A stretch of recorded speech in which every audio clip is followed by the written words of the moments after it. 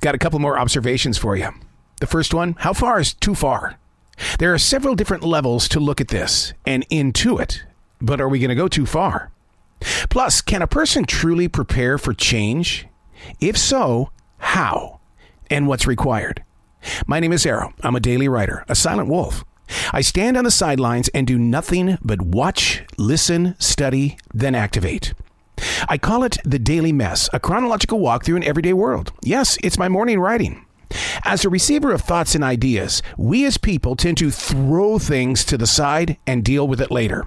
When a subject arrives inside of me, I just dig in. It's still keeping that daily journal. But by doing the research, the pictures become clearer. This is the daily mess. Observation number 83. How far is too far? My father always accused me of pushing him too far. As a creative person, I always try to understand if I've gone far enough. Physical boundaries are real, and it does involve areas of someone being in control of what's safe and what's crossing the line, going too far. There's a solid line between affection and arousal. Signs of affection can be emotional and spirited. The experts step onto that line when describing how the body is preparing for extremely close sharing. How far is too far? The moment of bumping can be too far. Some Christians say that too far is when showing affection changes to a desire for sin. Now, let's switch it up just a bit. Let's say you're a daily walker. How far is too far?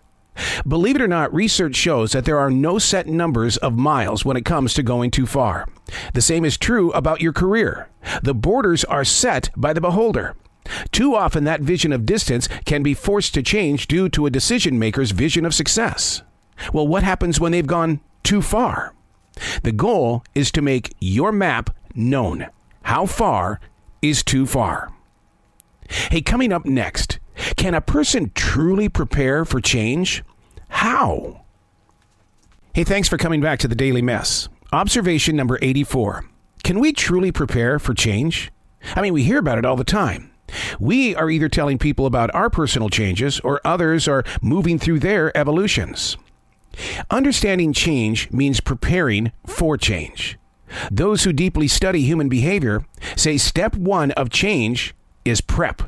Access the situation. Know where you are physically as well as mentally. Accept and embrace your change. Plan for even more change while you are changing. Never take your heart off seeking support. Surround yourself with a winning team that you love and trust. That also means taking good care of yourself. Your health is very important. And there's nothing wrong with reviewing your changes. I happen to call it defragging. I take enormous amounts of daily notes that serve as a measuring stick. This helps me find other things to consider. Am I on the right path? Was this the best step? How far can we go to get back to a better understanding of who, what, where, why, when, and how? Change is every day. But are you listening to how you're changing? I'm Arroe, and that's the Daily Mess.